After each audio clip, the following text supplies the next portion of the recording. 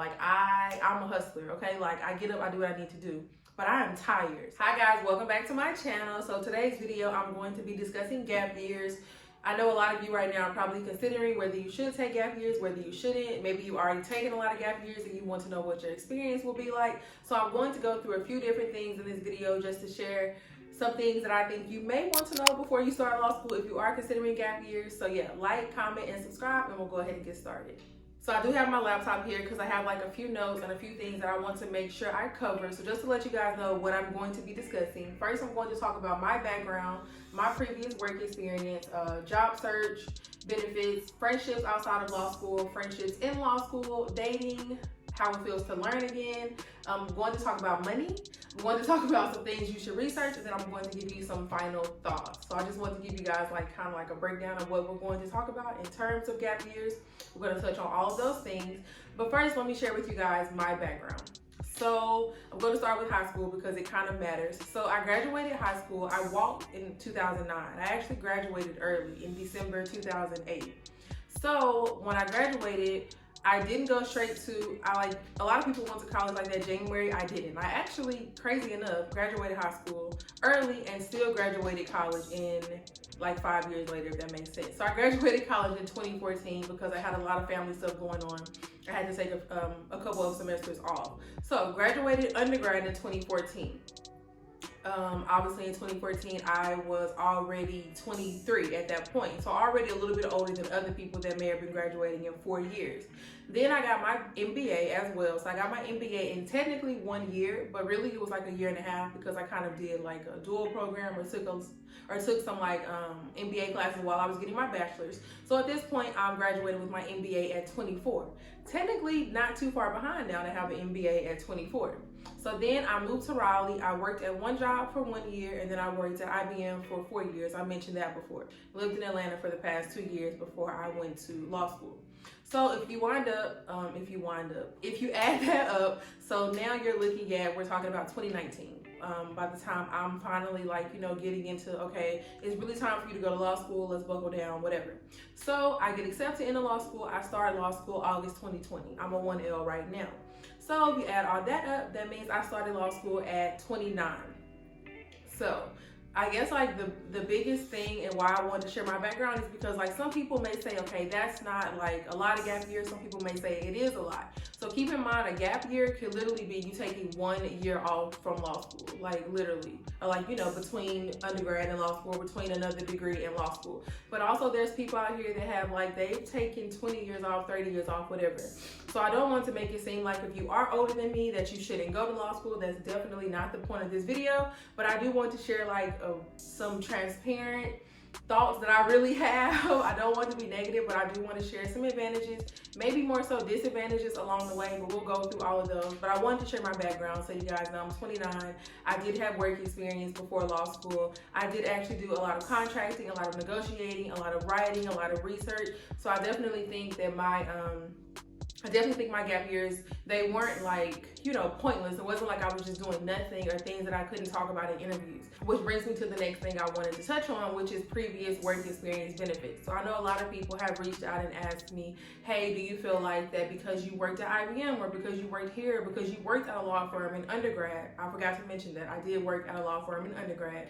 Do you feel like those things helped you? Do you feel like that your gap years were meaningful? Do you think I should go try to work at a law firm? Should I go try to get this job? I even had someone reach out and ask me what job I had to try to get that exact job. So just to let you guys know, in terms of interviews, I have been interviewing right now. I actually just had an interview earlier for a job.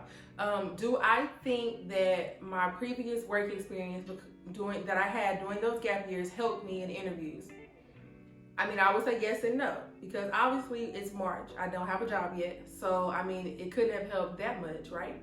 But I do think it's giving me something to talk about. I do think the fact that I have worked on corporate contracts, that I have worked with in-house counsel, I do think it's giving me something to talk about. I do think it's added a little bit of an edge. I do think it's helped in that way, it's giving me more to talk about in interviews. It's probably gotten me, called for a few more interviews because, oh, she has work experience.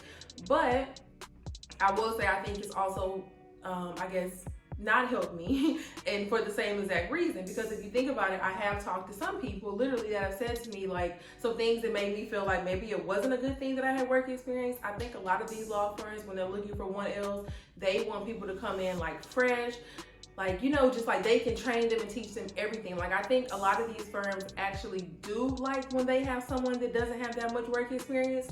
And that's just, nobody's told me that. But I've been asked questions or I've had comments made to me that made me feel like, okay, you feel like I may think I know too much. It's not based off of anything I said, because these are like comments that I'm getting when I first come into the interview.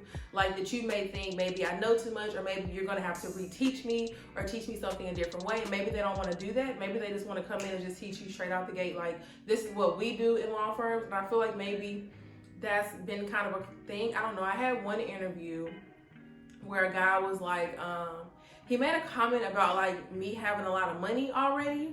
And I was like, I don't have any money. Like, what? Like, what are you talking about? But I don't know. It kind of like threw me off. He was like, oh, so you probably already like know what it's like to make money and something. It was like a weird comment. And it wasn't, he was a nice guy, don't get me wrong. But the comment came off kind of like, oh, you really don't need this fellowship this summer, is how I took it. I don't know. I could be taking it completely wrong. Let's just keep that in mind. This is a very this is just a conversation I'm having with you guys. I'm not teaching you anything. I am not telling you right or wrong. I'm just talking to you guys about my experience right now. But yeah, it came off very, very awkward. I don't know how to explain it. But I'd still say though, if you are going to take gap years, yeah, definitely get a job that's meaningful. Get a job that you can talk about in your interviews. Get a job where maybe you can work on research, writing, analytical skills, problem solving skills, negotiating skills. A job where you can show that you learned how to work with a variety of different types of people. Maybe a job where you were able to travel and work with people internationally. Maybe if you just want to take time off to travel, you can talk about that in an interview. People like to talk about traveling. I would say definitely, this sounds bad, but don't just like sit around and do nothing if you're going to take gap years, especially if you're going to take, I mean, how many gap years is that technically? Like, I guess I took 6 or 7 gap years. Like, I mean, if you're not doing anything meaningful in that time, I definitely think that would look bad. So that was a lot of going around what I really wanted to say. But my point is, I don't know so far if my previous work experience has helped me just yet, because I don't have a job yet. I don't know maybe if it will help me when I actually get to OCI, my 2L year. I can keep you guys updated. But I would say, to end this, finally, I would say I would not suggest taking a gap year just to get work experience. If that is your only reasoning, no, I would go straight to law school. Okay, so next thing I wanted to talk about, which I already talked about, was my job search. So I do think that I have saw some like postings that were like, you know, if you do have previous corporate experience or contract experience, that's a plus. Like, that would be preferred. I definitely think that it can be a benefit, but I think that it can go both ways. I don't know. Let me know if you have questions down below. I hope I'm like explaining that in a good way without, I don't want to be negative, because who's to say I won't interview with these firms again for OCI, but I think it was definitely something to talk about for my job search. I just don't know if I feel like, oh, you worked at IBM, they're this type of company, you did contracting, or oh, let's say you worked at a law firm. I don't think it helped in that way. I will say though, if you have the opportunity to work at a law firm that you think you would want to work at once you're in law school or once you graduate before gap years, that may be beneficial, because I do know maybe 3 or 4 people that worked at law firms before law school, and they all are working at the firms they worked at before. Granted, I think they probably did get good grades, decent grades, but I don't even know if their grades mattered. I think they had those job offers pretty much like, okay, you made it through this semester, you're pretty good to go. Not going to downplay their grades, like that didn't matter, nothing else mattered. But definitely the fact that they worked at these law firms beforehand, that definitely helped them. So you got to kind of weigh it out though, but it's like, but these jobs were in LA, they were at firms they wanted to work at, so it's kind of like, you have to weigh all that out. Like if you're working at a firm in, like for example for me, like let's say I'm working at a firm in Atlanta, but I don't want to go back to Atlanta, I want to stay in LA. You know, you got to weigh all that out. It's kind of like, is this really going to help you long term, or are you just like, I know for me, I just was taking time off from school just because I was like scared of going to law school, even though I really wanted to do it. That's a whole nother conversation though. Let me keep moving. So next thing I wanted to talk about was friendships outside of law school. So in terms of gap years, or in terms just of like, you know, how that can affect your friendships with people that are not in law school, I think for me, I definitely have really good friends, obviously, duh. But I think for me, I don't have any other friends that are like OG friends that are in law school. I don't have any other friends that are in medical school, pursuing a PhD, etc., etc. Anything else like as strenuous, I have friends that don't have a degree at all. They just have good jobs. I have friends that have 1 degree. I have one friend that has 2 degrees, I want to say, like a master's degree. And then most of my friends are like, we're older. We're 29, 30, 31, 32. Most of my friends are doing really well in life, like really well. They can do what they want to do. They can travel. They can go wherever they want to go. They can pick up and do what they want to do.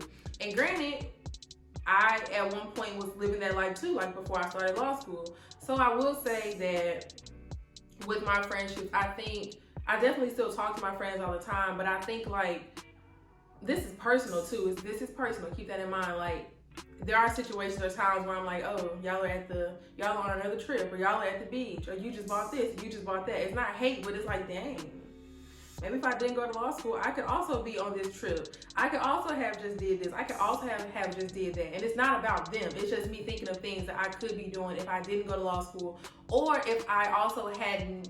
I think also this depends on how much money you were making before you go to law school too. I will say that. But I think there are things where I'm just like, dang, like I really would like to not have to sit here and be like, I miss my friends' birthdays. A few of them, a few birthdays, and not in like big birthdays, like, you know, things that I should have been there for, because I'm studying, I'm writing a paper, and you think they understand. I'm assuming they understand, but it's still kind of like, I wanted to come, you know, I wanted to be there, I wanted to do that. And not saying it's that big of a deal to miss a friend's birthday party, or not to be able to take a trip, or not to be able to buy a new bag. Duh, that's like minor things. But if you are older and all your friends are doing certain things at this point, which I don't have any friends that are like, I do have one friend getting married, I lied. But like, let's say you have friends that are like getting married and having kids.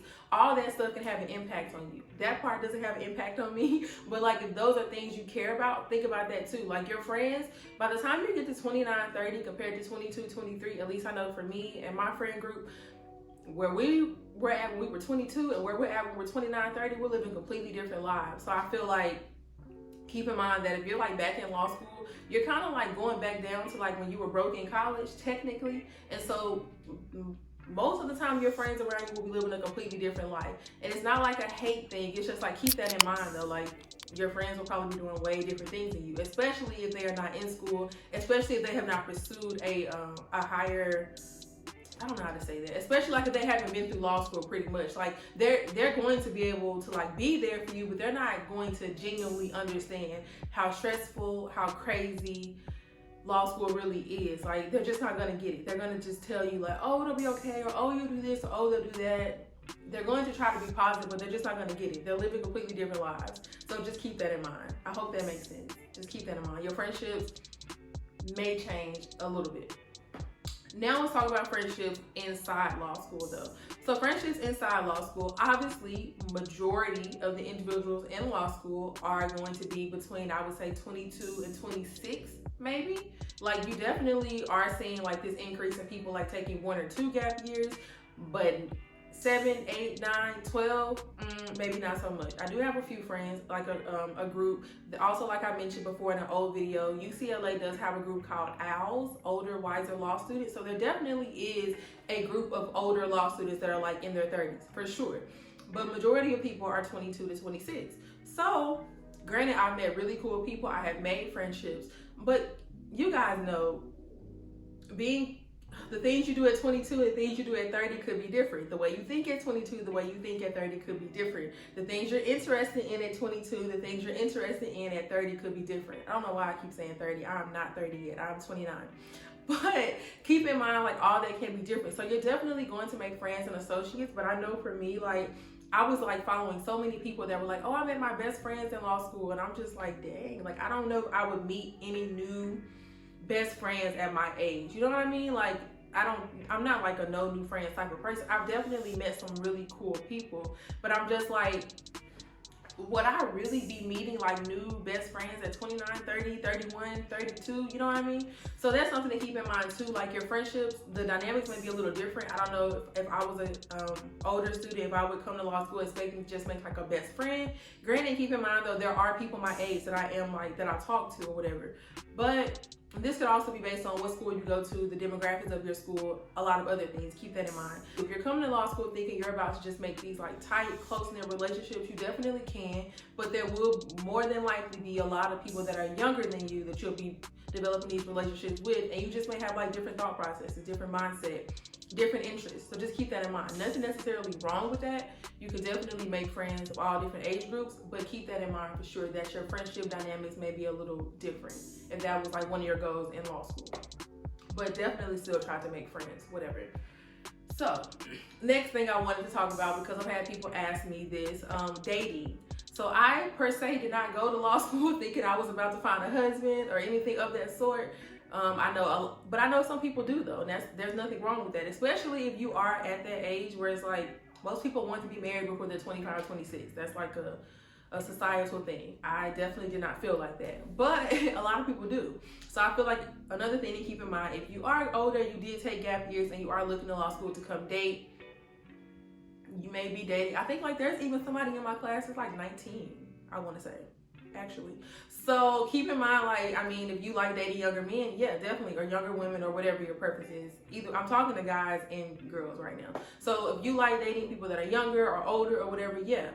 But for me, have I met anybody that I'm just like, oh, no, I don't know if I want to date a 22, 23-year-old, if I'm being completely honest. So also keep in mind, if you are also 27, 29, 33, 40, starting law school, and you're planning on dating in law school, you're going to be, if you're a woman, you're going to be dating men younger than you. And I know most people don't like that. That's just something I wanted to address, because I've had a few people reach out and ask me about like, oh, have you met any guys, blah, blah, blah. No, I have not.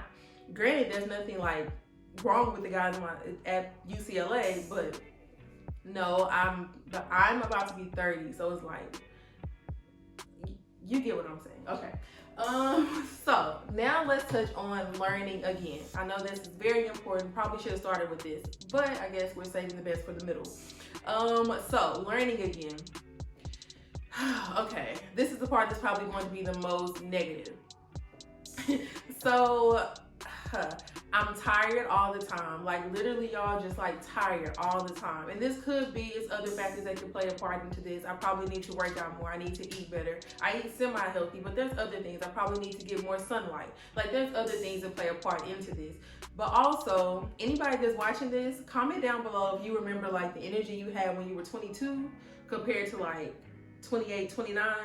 For me, that's a completely different energy, like completely different energy, y'all. When I was in undergrad, let me like give y'all like an example of like how I know. And I want to also like tell you guys, I'm not like a lazy person, like at all. I'm probably one of the hardest working people. Like I'm a hustler, okay? Like I get up, I do what I need to do, but I am tired. So like in undergrad, y'all, like I worked at Walmart overnight from 11 to 7. I had an 8 o'clock class. I would go to class, get out of class like 8:55 or something. I had to be at my next job at 9:30. I would work there from like 9:30 to 2 or something. Go to another class, whatever, like just during the week. Let's say I had 5 classes, probably working 50 to 60 hours a week. At one point in time, y'all, I even worked at Walmart, Outback Steakhouse, the real estate office, and I was taking 4 or 5 classes all at the same time. That only lasted for 2 weeks, but throughout undergrad, I always had 2 jobs. I never was working less than 40 hours a week unless I was going out of my way to be like, I can't do this today. Like I was a busy individual. Like I was always doing something. MBA, same thing. Even like when I was working at IBM, I could go to sleep at 3, 4 o'clock in the morning, wake up, roll over, work 9 o'clock, or drive to the office. Like it was completely different for me. And I'm like, dang, like I don't know if it's just because of law school, if it's because I'm really about to be 30 in like a month and a half. I don't know what's happening, but I do have less energy. And I think that makes it harder to pay attention in class, obviously. This also could be because of Zoom. But like, I'm just tired. I'm tired. I am Also, another thing, I don't know if anyone else will relate to, but I think the fact that I had a good job beforehand, this is not saying I want to go back to my job. I want to be a lawyer. Let me make sure I make that clear. I still want to be a lawyer. Like, I'm naming negatives, but it's like stuff that I'm over or whatever, or getting over. But so the fact that I had a good job, I do sometimes sit in class and I think to myself, like, why am I doing this? Like, I really could have just stayed here, worked my way up. Like, I've done like what's it called? Like a pay scale increase in my head of like, you could have been making this by this. It's like a cost benefit analysis. I have done a lot of those. But granted, it's just because I'm like in that moment. When I think about it, I'm like, what are you talking about? Or even I think about, dang, I could have like just used my money and made some investments and been like, I could have had like 7 real estate properties right now or something. Like, I think about stuff like that while I'm in class, because it's like I'm older and I think about all the things I could have been doing before I went to law school. So that's another like random tip too. I would say that if you are about to work, save your money. Try to find like other ways to make money on the side, so that while you're in law school, you're not only dependent on your loan money, which is not, I'm not saying that's my case, but just keep that in mind that like you want to make sure that if you are taking these gap years, you need to be saving money and making it your worthwhile, like making it worth your while. Because if you're just taking gap years and you don't have anything to show for it, you don't have any savings, you haven't lined up anything else. I mean, I don't know. I hate to push like the hustle culture, like entrepreneurship culture, but just keep in mind, there's a lot of ways to make money out here. And when you come to law school, you don't want to be solely living off of loans. And you also don't want to be in debt if you don't have to be. So keep that in mind. But I know for me, that's something I think about. I think like I really could be doing something else right now instead of working on this brief, working on this memo, reading, reviewing, blah, blah, blah, blah, blah. Like, I would like to spend my weekends doing other things, which goes back to like friendships as well. Like, your friends are probably going to be going out on the weekends doing other things. Or maybe they're like starting families. Like, that's a whole thing. Like, the older you get, gap years are just like different. I don't know. I just feel like I don't know if I would have taken, this is supposed to be like my final thoughts, but I'm saying it now. I say all this to say, like, I don't know if I probably wouldn't have went straight to law school, but I would have only taken like 1 year, like to get myself together, save some money, maybe 2 max. I just feel like two years max is what I'm going to say, because I just feel like as many years as I've taken, I feel like there's a lot of things I could have been doing, and now to be learning again and to have to sit down in the classroom and have to be like retraining my mind, it is a little bit of a struggle to be like in school again. It really is. Like, you're really like sitting down all day and you're learning, especially because it's on Zoom. Like, I'm really just sitting here all day learning, and I haven't done that in a while. Like, I haven't had to sit down and take notes in a while. I haven't had to take an exam in a while. I haven't had to talk to a professor after class in a while. Like, those are just things I haven't had to do, and so it's definitely been a big adjustment. Not that big of an adjustment, like I'm doing it obviously, but it is an adjustment. So I just want people like to keep that in mind. It's definitely an adjustment for sure. I talked about this a little bit too, but money. So let's talk about money into a little bit more detail. So, like I said, you're mostly living off of loans when you are in law school. Most people are. Of course, if you have your parents paying, a whole different situation. You know, you may, which granted, even if your parents are paying, most people still take out loans for something. Even if you have a full ride scholarship, most people are taking out loans for something in law school. Keep that in mind. So, money is going to be a little different. Like I said, if you were making money before you went to law school, I've had so many people reach out and say, how do you deal with not making money anymore? How do you deal with not having a paycheck anymore? How do you deal with not knowing, like, you know, technically, like, you can't eat the same things. You can't go to the same places. You don't have the same lifestyle anymore. And my answer is, I just deal with it. Honestly, that's like just a straightforward answer. I will say last semester, this is like just being fully transparent, I used my credit card a lot because I didn't have the adjustment. It wasn't there. I have not used my credit card at all this semester.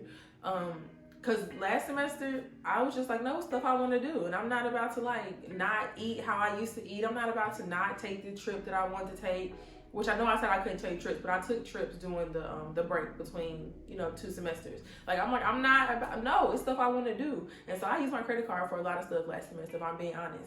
I would 100% not suggest doing that. I would say what you should do is put yourself on a budget, like figure out how much money you'll have in law school. Put yourself on that budget like 6 months before law school starts, because I didn't do that at all. So I think that's definitely something I would suggest too in terms of money. Put yourself on the budget you think you will be in law school. Put yourself on that budget before you start law school.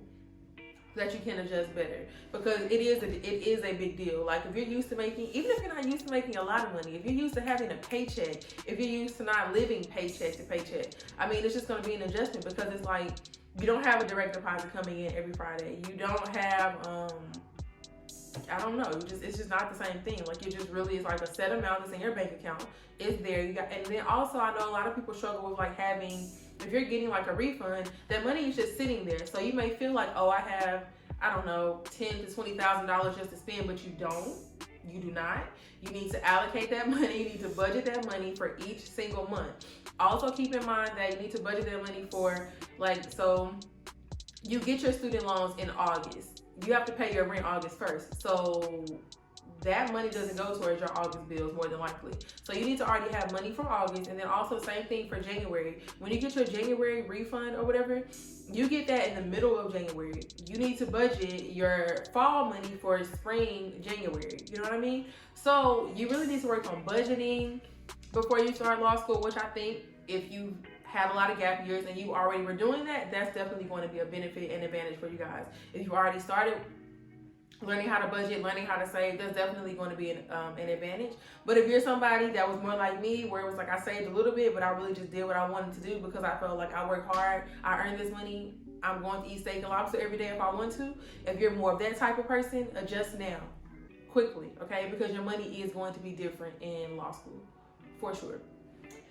Next thing I wanted to talk about are just like some general things, like stuff you should research before you come to a law school. So reach out to students that are the same age as you. Obviously, I know it's probably going to be a little bit hard to figure that out, but when you talk to the dean at the school, ask the dean, hey, do you have a group for older students? Are there any students that you know that are non-traditional students that you can direct me to? Ask them for their honest experience at that school. Don't let them sugarcoat. If they are sugarcoating, talk to someone else. And I also feel like if they are sugarcoating, that's probably a bad sign that the school may not really cater to them like that, or maybe they have not enjoyed their experience. So keep all that in mind. I would say talk to as many non-traditional students as you can. Also visit the campus, look around, talk to people on the campus, because I feel like by the time you guys, I feel like we're opening schools slowly now. Like you guys can probably go to campuses, talk to the professors as well. Ask the professors, hi, have you noticed that you've had a lot of non-traditional students? Ask them, is there anything that you saw your non-traditional students struggle with that you think I can work on beforehand? Ask them, is there anything that you feel like, do you feel like there are disadvantages or advantages? Like you can actually talk to professors before you start law school. I hope you guys know that. Like you can actually ask the dean or ask somebody in admissions to like let you speak to a professor or let you go to sit in on a class, whether that's on Zoom or whether that's in person. You can talk to the professor after. And you can ask questions. If you are wondering what it's going to be like to be a non-traditional student, the professor can speak from the other end of the table and say like what he saw. Because I definitely think there are advantages though. I definitely think that having more life experience and bringing that to the classroom is going to be a benefit. I definitely think if you are able to save money, that's a benefit. I definitely think if you're taking gap years to get a 175 on the LSAT, that's a benefit. I definitely think if you are going to travel and just explore the world more before you're bogged down and not able to do anything for like a year though, I think that's a benefit. I think there are benefits to gap years. I just don't know if there are any benefits to taking more than like 2 gap years. Like I said, it's kind of like why? If you know you want to be a lawyer, why? Like for me, I knew I wanted to be a lawyer. I was just avoiding it, like because it's like I've always wanted to be a lawyer. So it was like, oh, I want to go to this school. Oh, I'm going to save this amount of money. Oh, well, I have this job now. I just made up an excuse every single year because I was scared, if we're being honest. So I feel like you need to kind of like evaluate why you're really taking these gap years. Because if you don't really have a really good reason or you don't have a really good job that you're able to save a lot of money with, or if it's not family things, you probably should just go ahead and start law school now. That's like my honest opinion. I know this video probably was like everywhere, but that's just because I wanted this to be like a very open, transparent conversation. I didn't want to write anything down because I feel like if I wrote a lot of stuff down, like my thoughts down, I probably wouldn't have been as honest with you guys. So I just wanted to like, you know, tell you guys what I'm really thinking. But yeah, I hope this video was helpful. I hope you guys like to see a little bit more about my perspective. If you have any questions, leave them down below. I will see you guys in my next video. Bye, y'all.